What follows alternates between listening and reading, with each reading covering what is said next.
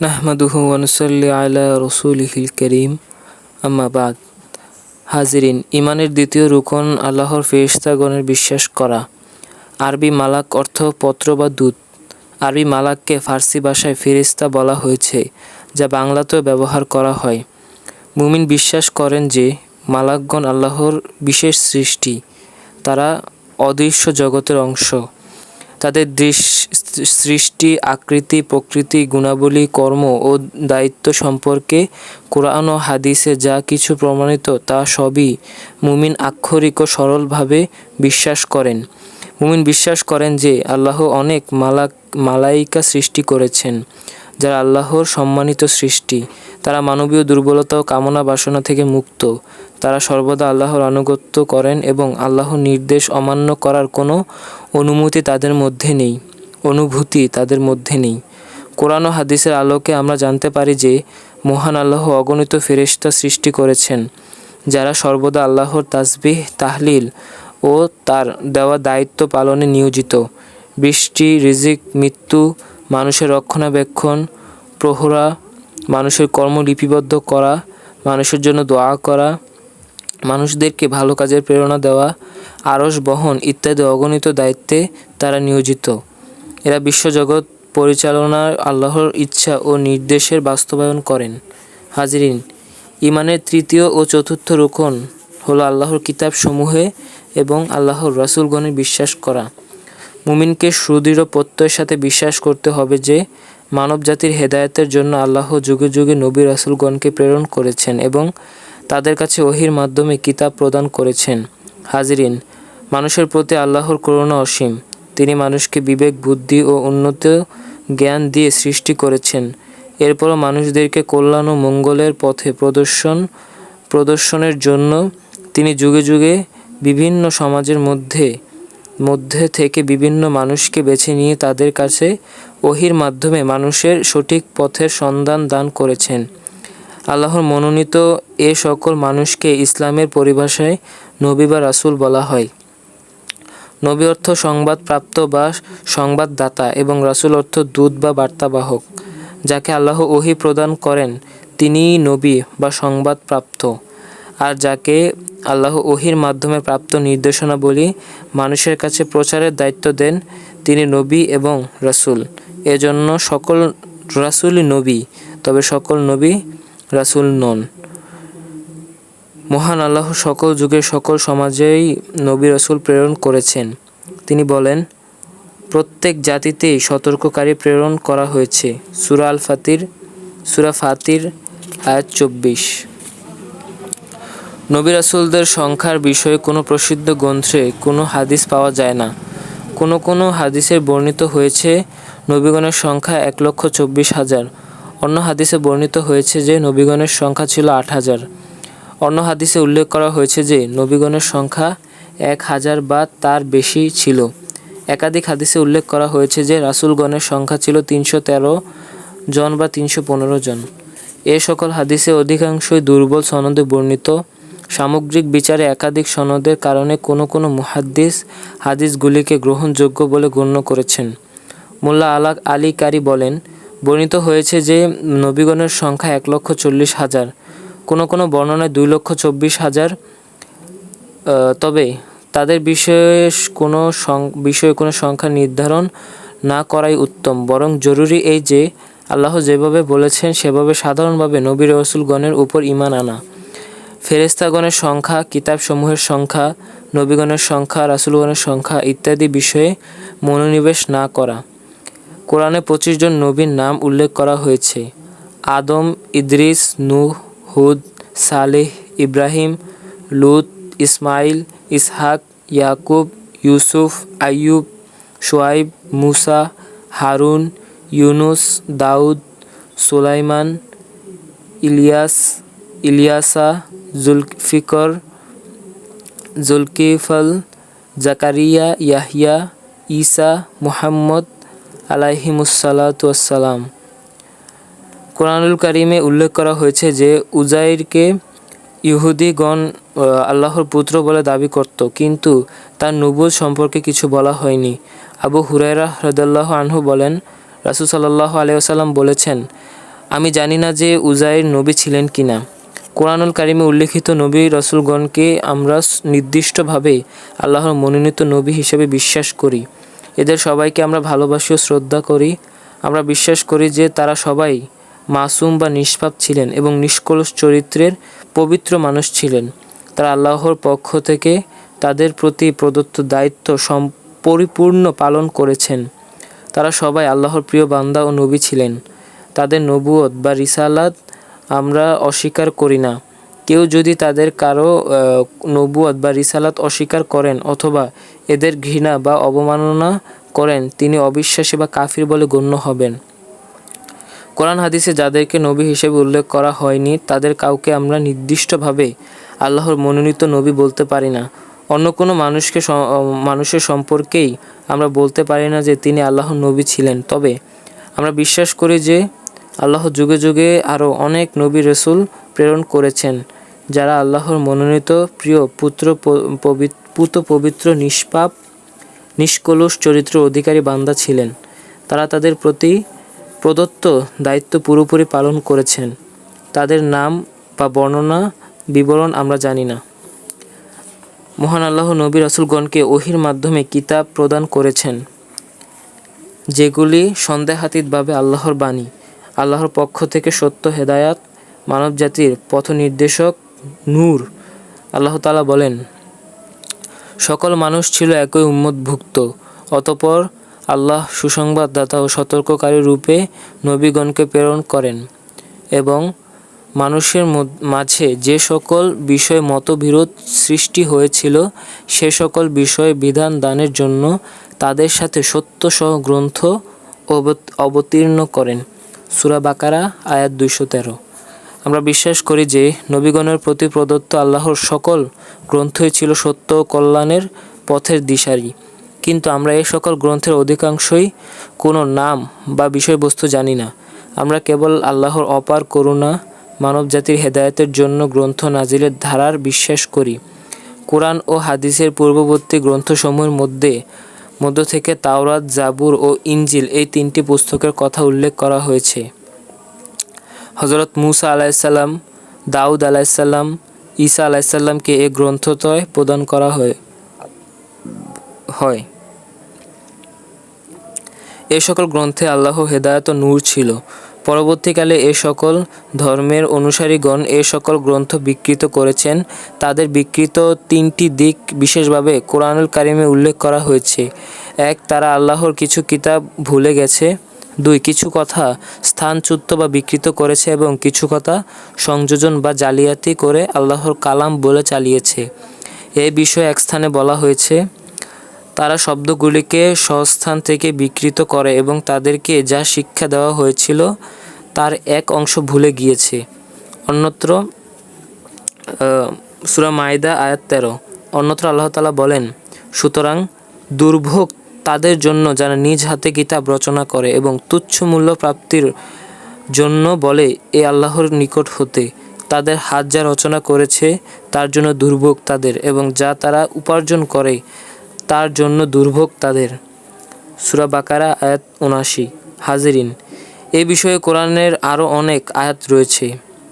কোরআন নাজিলের সময় এবং পরবর্তী প্রায় 1000 বছর যাবৎ ইহুদি খ্রিস্টানগণ দাবি করত যে তাদের নিকট বিদ্যমান তাওরাত, জাবুর, ইনজিল ইত্যাদি গ্রন্থ সবই আক্ষরিকভাবে বিশুদ্ধ। এর মধ্যে কোনরূপ বিকৃত হয়নি।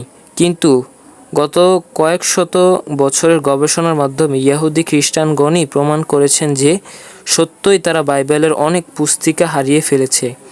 হাজার হাজার স্থানের পরিবর্তন বা বিয়োজনের মাধ্যমে বিকৃতি সাধন করা হয়েছে। অনেক কথা তারা নিজেরা লিখে এ সকল গ্রন্থের মধ্যে সংযোজন করেছে এবং অনেক জাল কিতাব লিখে তারা আল্লাহর কিতাব বলে চালিয়েছে। তাদের এ আবিষ্কার কোরআনুল কারিমের অলৌকিক সত্যতার আরেকটি প্রমাণ। যে কোনো পাশ্চাত্য এনসাইক্লোপিডিয়ায় বাইবেল বিষয়ক প্রবন্ধ বা এই বিষয়ে পাশ্চাত্য গবেষকদের বই পড়লেই আপনারা বিষয়টি জানতে পারবেন। সম্মানিত মুসল্লিবৃন্দ, খ্রিস্টান গবেষকগণ বাইবেলের বিকৃতি এক বাক্যে স্বীকার করলেও খ্রিস্টান মিশনারিগণ মুসলিম দেশগুলিতে এ সকল বিকৃত জাল গ্রন্থগুলিকে ইনজিল শরীফ, তাওরাত শরীফ, জাবুল শরীফ ইত্যাদি নামে প্রচার করে সাধারণ মুসলিমদেরকে ধোঁকা দিতে চেষ্টা করছে। সরলপ্রাণ কোনো কোনো মুসলিম এগুলিকে প্রকৃত তাওরাত, ইনজিল বা জাবুর মনে করে পড়ে বিভ্রান্ত হচ্ছে। এ বিষয়ে আমাদের সজাগ ও সতর্ক হওয়া দরকার। হাজিরিন, মহাগ্রন্থ আল কোরআন হলো আল্লাহর নাজিলকৃত আসমানি গ্রন্থসমূহের শেষ গ্রন্থ, যা তিনি তার সর্বশেষ ও সর্বশ্রেষ্ঠ নবী মুহাম্মদ সাল্লাল্লাহু আলাইহি ওয়াসাল্লামের উপর অবতীর্ণ করেন। বিশ্বের সকল যুগের সকল মানুষের মুক্তির দিশারি হিসেবে আল্লাহ এই গ্রন্থ নাজিল করেন। আল্লাহ বলেন, আমি এই কিতাব আপনার উপর নাজিল করেছি যেন আপনি মানব জাতিকে তাদের প্রতিপালকের নির্দেশে অন্ধকার থেকে আলোতে বের করে নিয়ে আসেন। সূরা ইব্রাহিম আয়াত 1। কোরআনের প্রতিটি অক্ষর, শব্দ ও বাক্য আল্লাহর পক্ষ থেকে প্রেরিত। রাসূল সাল্লাল্লাহু আলাইহি ওয়াসাল্লামের বয়স যখন 40 বৎসর, তখন থেকে আল্লাহ তার কাছে ওহীর মাধ্যমে কোরআন প্রেরণ করতে শুরু করেন। পরবর্তী 23 বৎসর যাবৎ বিভিন্ন সময়ে প্রয়োজন মতো কোরআনের বিভিন্ন সূরা ও আয়াত অবতীর্ণ করা হয়। 23 বৎসরে তা পরিপূর্ণরূপে অবতারিত হয়। আল্লাহর নিকট থেকে জিবরাইল আলাইহিস সালাম রাসূল সাল্লাল্লাহু আলাইহি ওয়াসাল্লামের কাছে ওহী নিয়ে আসতেন। রাসূল সাল্লাল্লাহু আলাইহি ওয়াসাল্লাম তা পরিপূর্ণভাবে মুখস্থ করে নিতেন। এরপর তিনি তার সাহাবীদেরকে নির্দেশ দিতেন তা মুখস্থ করার জন্য এবং লিখে রাখার জন্য। এভাবে পরিপূর্ণ কোরআন রাসূল সাল্লাল্লাহু আলাইহি ওয়াসাল্লামের জীবদ্দশায় পৃথক পৃথক কাগজ, চামড়া, হাড় ইত্যাদিতে লিপিবদ্ধ করা হয় এবং অসংখ্য সাহাবী তা মুখস্থ করে নেন। তার সময় থেকেই তিনি ও সাহাবীগণ সাধারণ সালাতে এবং বিশেষত রাত্রিতে তাহাজ্জুদের সালাতে নিয়মিত কোরআন তেলাওয়াত ও খতম করতেন। অনেক সাহাবী 3 থেকে 7 রাত্রিতে তাহাজ্জুদের সালাতে কোরআন খতম করতেন। এছাড়া নিজের কাছে সংরক্ষিত লিখিত পাণ্ডুলিপি থেকে দেখে দেখে দিবসে ও রাত্রিতে তা পাঠ করা ছিল তাদের প্রিয়তম ইবাদত। এভাবে মূলত মুমিনদের হৃদয় মুখস্থ রেখে ও নিয়মিত তাহাজ্জুদে খতমের মাধ্যমে কোরআনকে অবিকল আক্ষরিকভাবে সংরক্ষণের ব্যবস্থা করেন আল্লাহ।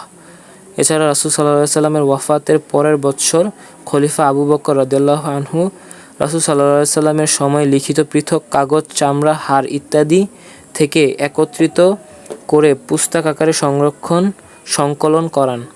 পরবর্তীকালে খলিফা উসমান রাদিয়াল্লাহু আনহু তার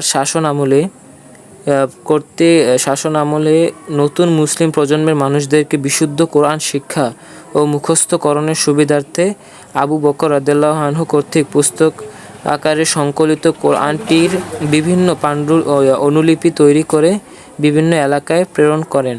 এভাবে সকল মুসলিমের প্রাত্যহিক পাঠের প্রিয়তম ধর্মগ্রন্থ হিসেবে কোরআন কারীম পরিপূর্ণ ও অবিকৃতভাবে অগণিত মানুষের হৃদয়পটে এবং পুস্তক আকারে সংরক্ষিত হয়। যেভাবে তা রাসূলুল্লাহ সাল্লাল্লাহু আলাইহি ওয়াসাল্লামের উপর অবতারিত হয়েছে আজ পর্যন্ত, ঠিক তেমনিভাবে অবিকৃত ও অপরিবর্তিতভাবে সংরক্ষিত রয়েছে এবং সকল যুগেই লক্ষ লক্ষ মুসলিম তা পরিপূর্ণ মুখস্থ করে রেখেছেন। হাজিরিন, এ কোরআন আল্লাহর সর্বশ্রেষ্ঠ মুজিজা বা অলৌকিক নিদর্শন। রাসূল সাল্লাল্লাহু আলাইহি ওয়াসাল্লাম বলেন, নবীগণের মধ্যে প্রত্যেক নবী এমন আয়াত বা মুজিজা প্রাপ্ত হয়েছে যে মুজিজার পরিণামে মানুষেরা তার উপর ঈমান এনেছে। আর আমাকে যে আয়াত বা মুজিজা প্রদান করা হয়েছে তা আল্লাহর পক্ষ থেকে প্রেরিত ওহী। এজন্য আমি আশা করি যে নবীগণের মধ্যে আমার অনুসারীদের সংখ্যাই হবে সবচেয়ে বেশি। সম্মানিত মুসল্লিবৃন্দ, কোরআনের অলৌকিকত্বের অন্যতম দিক এর অলৌকিক ও অপার্থিব ভাষাশৈলী, প্রকাশভঙ্গি ও অর্থ। মানুষের হৃদয়কে আন্দোলিত করার প্রধান মাধ্যম হলো কথা। কথা যত সুন্দর হবে মানুষের হৃদয়ে তার প্রভাবও তত গভীর হবে। কোরআন কারীমের সকল বিষয়ের অর্থ, ভাব ও ভাষার ক্ষেত্রে সর্বোচ্চ সাহিত্য মান রক্ষা করা হয়েছে। আর এই অপার্থিব ও অলৌকিক ভাষাশৈলী, প্রকাশভঙ্গি ও অর্থের আবহের সর্বোচ্চ মান রক্ষিত হয়েছে প্রথম থেকে শেষ পর্যন্ত সকল স্থানে একইভাবে। আরবের মানুষদের মধ্যে ভাষা ও সাহিত্যের প্রভাব ছিল খুবই বেশি। তারা উচ্চাঙ্গ সাহিত্য রচনা ও সাহিত্যের মূল্যায়নে ছিলেন অতি পারঙ্গম। আল্লাহ ভাষার জাদুকর, কবি, সাহিত্যিক ও সাধারণ আরববাসীকে চ্যালেঞ্জ প্রদান করেন কোরআনের কোনো একটি সূরা সমপরিমাণ সূরা কোরআনের সাহিত্য মানের রচনা করার জন্য। বারংবার এ চ্যালেঞ্জ ঘোষণা করা হয়েছে। এক স্থানে আল্লাহ তাআলা বলেন, তারা কি বলে সে তা রচনা করেছে? বলো, তবে তোমরা এর অনুরূপ একটি সূরাই আনয়ন করো এবং আল্লাহ ব্যতীত অপর যাকে পারো আহ্বান করো, যদি তোমরা সত্যবাদী হও। সূরা ইউনূস আয়াত ৩৮। কাফিরগণ মুহাম্মদ সাল্লাল্লাহু আলাইহি সাল্লামকে প্রতিহত করতে তাদের জান মাল কুরবানি করেছে, কিন্তু এই সহজ ছোট্ট চ্যালেঞ্জটি গ্রহণ করতে সক্ষম হয়নি। হাজরিন, আল কোরআনের অলৌকিকত্ব চিরন্তন ও অনন্তন। প্রত্যেক যুগের মানুষেরা কোরআনের মধ্যে নতুন নতুন অলৌকিকত্বের সন্ধান লাভ করেছে। বর্তমান যুগের বিজ্ঞানীগণ মানবদেহ, পৃথিবী, মহাকাশ ইত্যাদির বিষয়ে অনেক সত্য উদ্ঘাটন করেছেন। তারা অবাক বিস্ময়ে লক্ষ্য করেছেন যে কোরআনের এ সকল বিষয়ে অনেক তথ্য রয়েছে যা নব আবিষ্কৃত বৈজ্ঞানিক সত্তাদির সাথে শতভাগ সামঞ্জস্যপূর্ণ। তারা স্বীকার করেছেন যে কোরআনের অলৌকিকত্বের এটি একটি বড় প্রমাণ। খুতবার সংক্ষিপ্ত পরিসরে বিস্তারিত আলোচনা সম্ভব নয়। দুই একটি নমুনা দেখুন। কানাডায় টরন্টো বিশ্ববিদ্যালয়ের প্রফেসর কিথ মুর ভ্রূণতত্ত্ব বিষয়ে বিশ্বের অন্যতম শ্রেষ্ঠ বিশেষজ্ঞ। এ বিষয়ে তার লেখা বই দ্য ডেভেলপিং হিউম্যান আন্তর্জাতিক পেয়েছে এবং বিশ্বের বিভিন্ন ভাষায় অনূদিত হয়েছে। 1981 সালে সৌদি আরবের দাম্মামে অনুষ্ঠিত 7ম মেডিকেল কনফারেন্সে কোরআনুল কারীমের মাতৃগর্ভের মানব ভ্রূণের বিবর্তন সম্পর্কে যে সকল আয়াত রয়েছে এগুলো অনুবাদ তাকে দেখানো হলে তিনি অবাক বিস্ময়ে বলেন, আমার জন্য একটি আনন্দের বিষয় যে মানব ভ্রূণের বিবর্তন সম্পর্কে কোরআনের কয়েকটি বিবৃতি দেখার সুযোগ আমি পেয়েছি। আমার কাছে সুস্পষ্ট যে নিঃসন্দেহে এ সকল বাণী মুহাম্মদ সাল্লাল্লাহু আলাইহি ওয়াসাল্লামের নিকট আল্লাহর পক্ষ থেকে এসেছিল, কারণ এখানে যে তথ্য দেওয়া হয়েছে তা প্রায় কোনো কিছুই পরবর্তী কয়েক শতাব্দীর মধ্যে আবিষ্কৃত হয়নি। আমার নিকট এ থেকে প্রমাণিত হয় যে মুহাম্মদ সাল্লাল্লাহু আলাইহি ওয়াসাল্লাম অবশ্যই আল্লাহর রাসূল ছিলেন। অনুরূপভাবে কোরআনকে আল্লাহর বাণী বলে স্বীকার করতেও আমার কোনো দ্বিধা নেই। ডক্টর তেজাতাত তেজাসেন থাইল্যান্ডের চিয়াং মাই বিশ্ববিদ্যালয়ের অ্যানাটমি বিভাগের চেয়ারম্যান এবং ফ্যাকাল্টি অফ মেডিসিনের সাবেক ডিন সৌদি আরবের রিয়াদের অনুষ্ঠিত 8ম মেডিকেল কনফারেন্সের মধ্যে উঠে দাঁড়িয়ে তিনি বলেন, বিগত 3 বছর ধরে আমি কোরআনের বিষয়ে আগ্রহী হয়ে পড়েছি। আমার নিজের স্টাডি এ কনফারেন্সে আমি যা জানলাম তা থেকে আমি এ বিশ্বাসে উপনীত হয়েছি যে 1400 বৎসর পূর্বে কোরআনের যা কিছু উল্লেখ করা হয়েছে তা সবই সত্য এবং বৈজ্ঞানিকভাবে তা প্রমাণ করা যায়। যেহেতু নবী মুহাম্মদ সাল্লাল্লাহু আলাইহি ওয়াসাল্লাম নিরক্ষর ছিলেন, সেহেতু নিঃসন্দেহে তিনি একজন রাসূল ছিলেন। তিনি সর্বশক্তিমান আল্লাহর নিকট থেকে এ সকল বাণী প্রাপ্ত হয়েছিলেন। আমি মনে করি যে এখনই আমার ঈমানের ঘোষণা দেওয়ার সময়। আমি ঘোষণা দিচ্ছি যে আল্লাহর কোনো মাবুদ নেই এবং মুহাম্মদ সাল্লাল্লাহু আলাইহি ওয়াসাল্লাম তার রাসূল। এরূপ অগণিত উদাহরণ রয়েছে। ডাক্তার, ইঞ্জিনিয়ার, বৈজ্ঞানিক, ঐতিহাসিক, সমাজবিদ বিভিন্ন পেশার অগণিত অমুসলিম বিশেষজ্ঞ কোরআন পাঠ করে ইসলাম গ্রহণ করেছেন। এভাবে আগত সকল যুগেই মানুষ কোরআনের মধ্যে নতুন নতুন অলৌকিকত্বের সন্ধান করবে। কেউ এগুলি বিবেচনা করে হৃদয়কে আলোকিত করবেন, কেউ তা জেনেও অবহেলা করবেন বা এড়িয়ে যাওয়ার চেষ্টা করবেন। মহান আল্লাহ আমাদেরকে কোরআনের খাদেম বানিয়ে দিন। আমিন।